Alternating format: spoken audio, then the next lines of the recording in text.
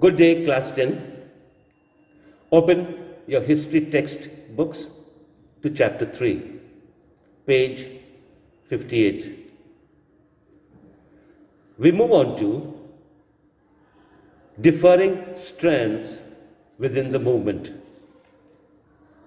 The non-cooperation Khilafat movement began in January 1921. Various social groups participated in this movement, each with its own specific purpose. They responded to the call of Swaraj, but for each group, the term meant different. This idea will be more clear as we move ahead. The movement in towns. The movement began with the middle class participation in the cities. Thousands of students left government schools and colleges. Headmasters and teachers resigned. Lawyers gave up their legal practices. The council elections were boycotted except in Madras. So, what effects did the non-cooperation have on the economic front?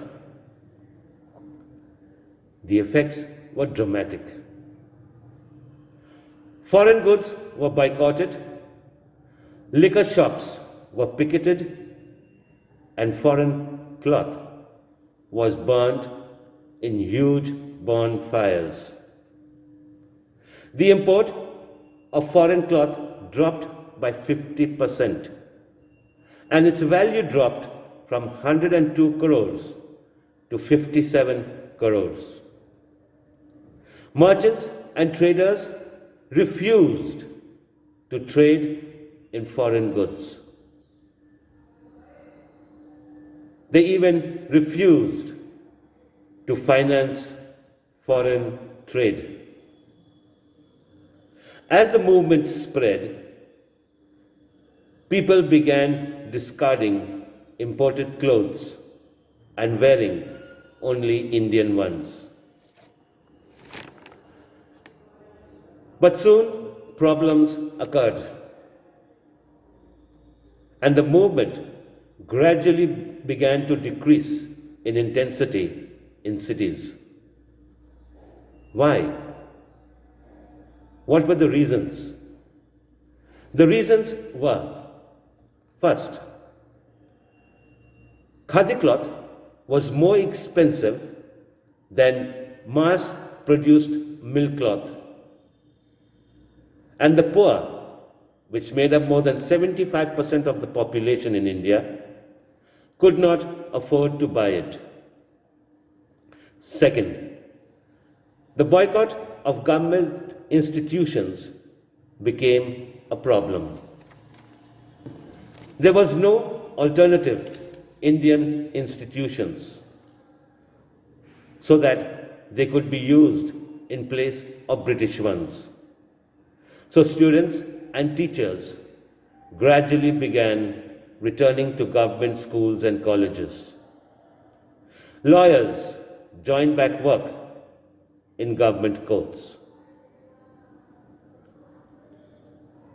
We go on to the next subtopic. It says, rebellion in the countryside. The movement even spread in villages. Peasants and tribals were revolting against the British policies. For example, in Awadh, the movement was against talukdars and landlords who demanded exorbitant high rents and a variety of other taxes from peasants. They did this because remember that the British had raised taxes and customs duty. So, these landlords, these talukdars, began to take advantage and therefore began to extract as much taxes as they could from the peasants. They had no security of tenure as they were evicted regularly so that they could not acquire right over the leased land. The peasant demanded reduction of revenue, abolition of begar, and social boycott of oppressive landlords. However, this movement took a violent turn. The peasants were led by Baba Ramchandra. In 1921, the houses of talukdars and merchants were attacked, bazaars were looted, and grain hoards were taken over. In many places, local leaders incited the peasants by saying that Gandhiji declared that no taxes were to be paid and land was to be redistributed among the poor peasants. The tribal peasants interpreted Gandhiji's message and idea of Swaraj in another way.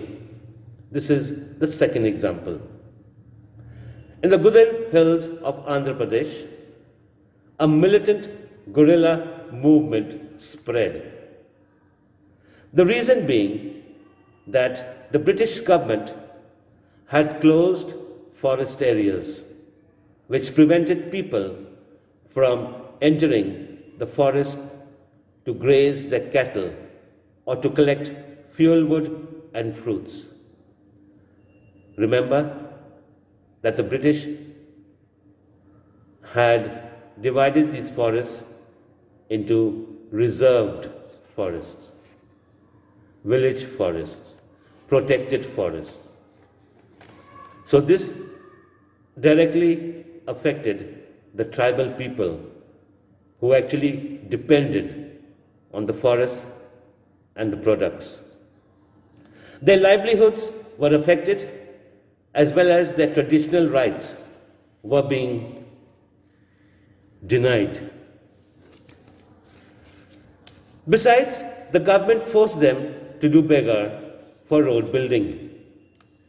This angered the hill people and they revolted. The tribals were led by Alluri Sitaram Raju. He inspired the people by talking about Gandhiji. He persuaded the people to wear khadi and give up drinking.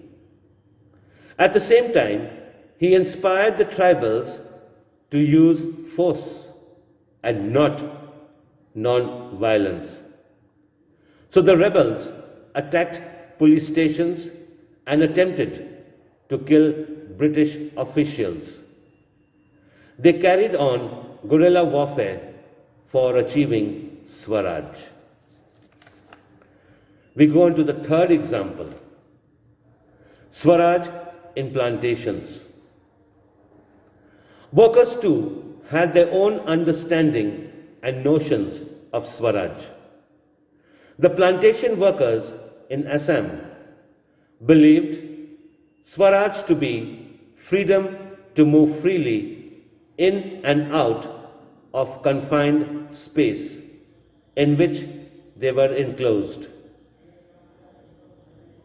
They violated the Inland Immigration Act of 1859. What was this act? Please underline. By this act, plantation workers were not permitted to leave the tea gardens without permission. And let me tell you that this permission was rarely given. When they heard about the non-cooperation movement, thousands of workers defied the authorities and left the plantations. They believed that they would be given land in their own villages. These workers never reached home. You know why? Because the railways and steamers were on strike.